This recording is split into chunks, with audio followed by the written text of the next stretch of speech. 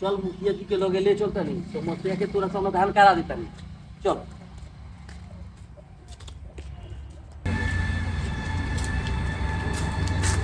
मुखिया जी प्रणाम। प्रणाम प्रणाम प्रणाम। एकर समस्या के तनी समाधान कर दी। बोल तो का समस्या बा? ए मुखिया जी जब से हमार बियाह भइल बा तब से मेरा हमर छत पर सूते नहीं खे दे आ सूते बहरी मुते तक नहीं खे दे। कहते कि घरे में सूत आ घरे में मुत। अब बताई कि हे गर्मी के दिन में घर में सूती। और का परेशानी बा? ए मुखिया जी परेशानी ये बा कि रोज सवेरे घर बहरवावेले आ बर्तन माजवावेले आउर ताउर सौ सारी भिजवावेले। हां समस्या तो गंभीर बा।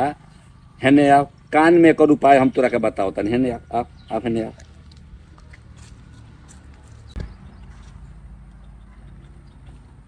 तारा के का बताई हमहू परेशान बानी मेहरारू से। भाग रे सारी का समस्या समाधान करी तो खुद समस्या में पड़ल बा।